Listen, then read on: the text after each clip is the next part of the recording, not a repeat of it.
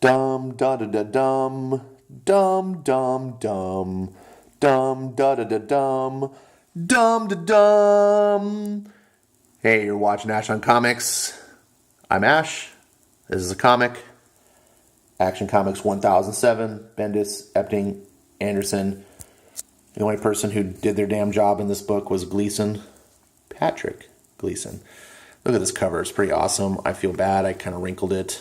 I was going to do a review last night on this and fell asleep on the couch on top of it. This is that boring. There you go. Review over. No, it's not. I actually watched Sergeant Bats. I watched his review already on this. I normally don't do that, but after I read this, I was like conflicted. I didn't really know what I had just read, and I was like, I need someone else with sanity to hear I need to hear something. What did they think they saw? And I don't like to taint my reviews with that way, but I think Bats typically thinks opposite of me, especially when it comes to Bendis comics. So I figured if anything, he's yin to my yang. I'm not going to be just being an echo chamber. You know what I'm saying? So I can trust. You can trust that. But I want to give you full disclosure. Speaking of full disclosure, this cover is beautiful. I love it. And I feel bad but look what the actual cover looks like.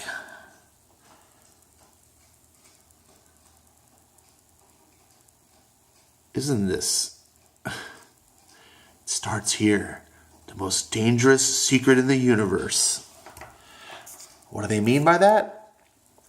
Let's find out. So, you should watch Sergeant Bats' review. He's probably one of the few times he's going to do a better review than I am. Except you need to watch this review because this conclusion is wrong. Spoiler. So we open up typical trope here that Bendis is doing with a desk of every Daily Planet person. This time it's Jimmy Olsen, except he doesn't have a desk. He lives out of a suitcase. Here's his tablet. And I don't think we're going to be able to... Well, can we read it? Oh, look at that. Yeah, look at that. I can zoom in, Bats. How come you couldn't? So we see, oh, look, it's Chirper, so Twitter, get it? And here's this girl here, Elva Snakes, saying with Snap, are you blowing me off? I really wanted to show you something. All right, so some girl is interested in Jimmy Olsen. Oh, all right, okay. Here we are in Seattle. Room. Someplace, the triangle, don't have a clue, can't see what it is. Just in Seattle somewhere. For some reason, unexplained, has nothing to do with the story, just should have just been in Metropolis. But it's in Seattle for some reason. That is some grip you have there, Mr. Olsen. Oh, where are we, Ella? This is that thing that I wanted to share with you. What part of town is this? The sexy part. Listen, I really like you, Jimmy. Aw. It's hard to describe you. You just make me feel safe. And not a lot of things in this world do. Cool. The look on Jimmy's face is the look that I had when I was reading this. Like, what is going on? Girls are not attracted to beta males like this that ride on the back of bikes. While they're the badass. Like, badass girls want even more badass men. And what's up with Bendis just does not seem to understand people. Everyone's always telling me, oh, Bendis gets it. He gets the people. Feels real. No. First of all, Superman, probably the most eligible, or not eligible, but the most desired bachelor on the planet before he married Lois Lane, probably the most perfect man you could ever land. Lois Lane gets him, and yet he decides to make their marriage all dysfunctional because you can't have actual true love, committed husband and wife with husband and wife roles and traditional value. You can't have that, even in a Superman book. And yet, here we see good guy. I mean, nothing against Jimmy Olsen. And I know there's a lot of people read comics. Like, just some people aren't the hot dude, right? Like, Jimmy Olsen doesn't land chicks like this. This is why he's like, what the hell's... It just... Whatever. Bats does it better than I just did.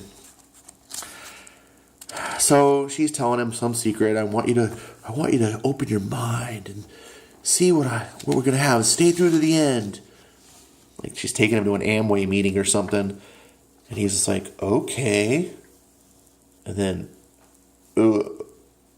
shit. Why is he saying shit? Because she just took him to a cult meeting led by Cobra. Sorry, I can't. I wish I could do the Cobra Commander voice. That'd have been super appropriate.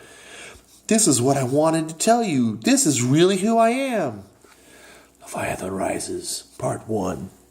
Here's the credits. All right.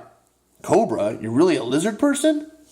It's not like that. It's a philosophy, a way of life. It's a murderous cult. Oh. Don't bother, Jimmy. You're going to get some. And so chanting, la, la, la, la, la, la. Jimmy decides to take a picture. They call him a traitor. He's got a camera. Get him. So Jimmy's got to run away. He's running to the bike. And then, boom! A force to knock, what's that, an 800-pound bike maybe, up in the air. Slams up against the wall, but Jimmy's tough. Gets out his camera, which of course is still working, to start filming. Whoa. Yeah, that's what we're all saying that too, Jimmy. And we get our first full-page spread here of Jimmy taking a picture of a hole. Astounding writing. And then we got Jimmy Perry. Oh, hey. Morning, Mr. White. Why? Why am I in your office? Why are you like this in general? I fell asleep? Are you asking me? Give me your building security clearance. You took it after I accidentally let Parasite in the break room with... Then how did you get in? Never mind. Get out. Of your office? Of the multiverse. Do you have anything I can publish? It's not... I have an award-winning piece of photojournalism. Get out. All right, Ash, why'd you just read that to us? The reason I just read that like that is because this is the best part of the comic book, and I want to give credit where credit's due. I generally enjoyed this. I thought it was a little witty banter back and forth. This is the stuff Bendis is actually kind of good at when it's appropriate, and it felt funny and enjoyable to read. Even now, this is the second time recording my review, because the first one I just scrapped because it sucked. It sucked less than this one. So yeah, credit where credit. This is, here you go. I just read to you the best part of the book. You can. I saved you $4. Send me a gift. Here we have Clark Kent. Remember her? I'm pretty sure it's the same woman. It's the traitor, the ghost, the whatever, red mist, vapor girl. I don't even know her name. It's just a stupid character. So Clark's running around. Jimmy's like, oh, I gotta tell you something. No. And Clark's, of course, like, whatever. I'm not paying attention to you. Don't got time for this, Jimmy. And he can't trust Perry White or whatever. I'm out of here. Well, my point is I kissed a lizard person. So, if that all wasn't pointless enough, here we are at the Exelon Observatory. Where is that? I don't know. If you know, tell me in the credits. I don't know. Or the credits, the chat. Lois in the middle of nowhere. Now, at this point, I want to just kind of go back for a second. Do you remember what happened last issue? Because when I got to this point of the book, I was just going, what the hell's going on? Well, what happened last issue? I totally don't remember. And I honestly did not remember until I went and watched Bat's review, and he reminded me. And it's that secret society group that's operating in the shadows in Metropolis that ended with this girl. We find she's Red Mist. She had just escaped Superman for the second time. And her boss that she finally gets to meet buys the Daily Planet. And she's like, oh, can I have Lois Lane's office? And then she's like, sure, you can, whatever. Like, who cares? And then the camera pans out and you can see that the woman had the car from the original Action Comics. And it's like, oh, here's a powerful person.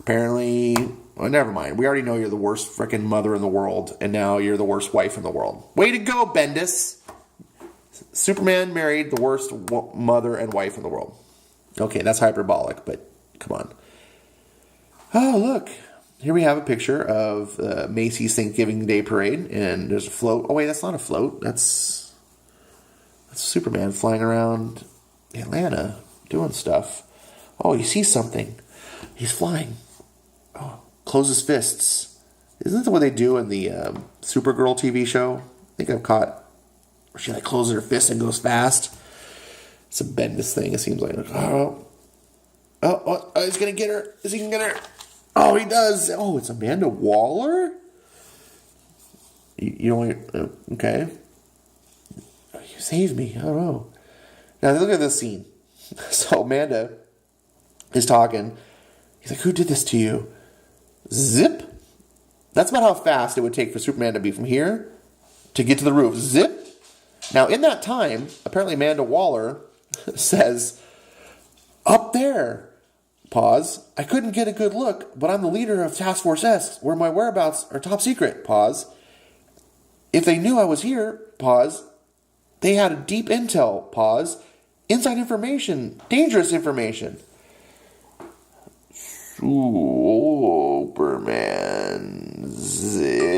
Like, you could have walked up the stairs to get that information. All right. That's stupid. That's just... Whatever. So he goes, sees, oh, there's an explosion. Remember that what Jimmy had? There's people. Get out of here. Evacuate. The building is literally falling down. It's at an angle. How are these people supposed to evacuate Superman? Oh, I guess you figured it out that they couldn't. So you grab them all and you fly back down.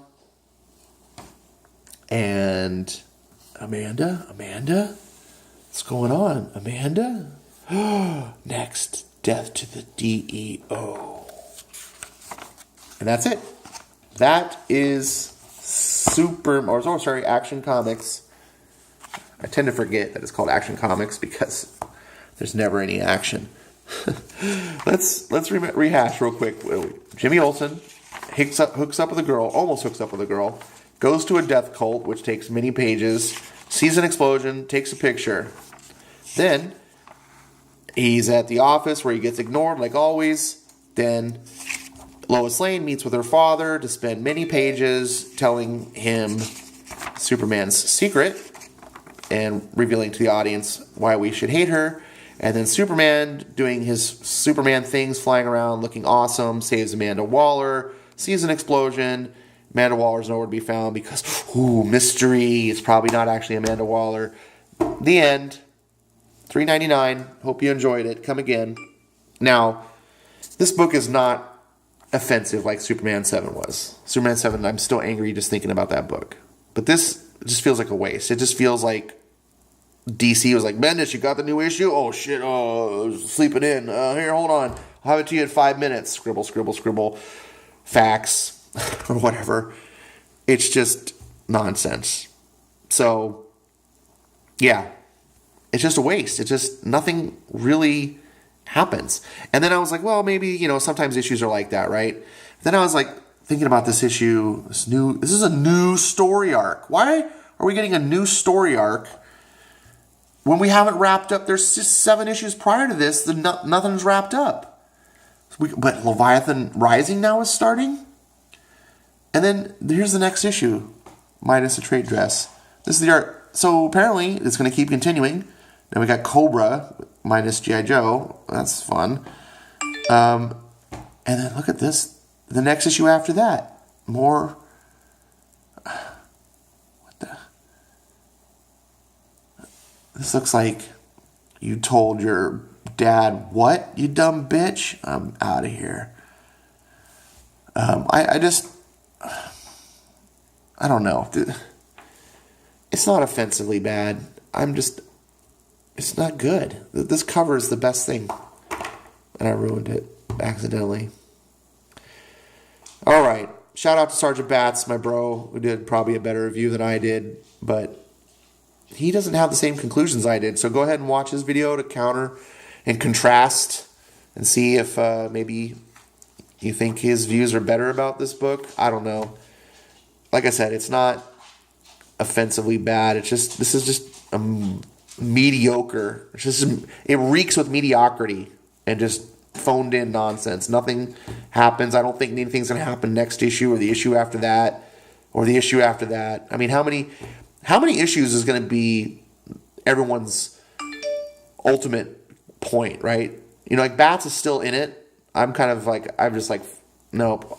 What's everyone's cutoff point? I mean, I'm going to, like, ask you, Bats, if you're listening, how many? Is it 30 issues and nothing happens? Or are you going to finally dip out? 40 issues, 50 issues? How many issues is too much? Is that the final cutoff where we go, okay, enough. Enough. Like, I just want to know what that over-under is. Because for me, you need to resolve something within 6 issues. I don't think that's unfair. But for other people, apparently, how many issues total now between both books? 19 so 20 issues bare minimum is not, I don't know, whatever. I'm blabbing. Thanks for watching my video. Yeah, see you next time.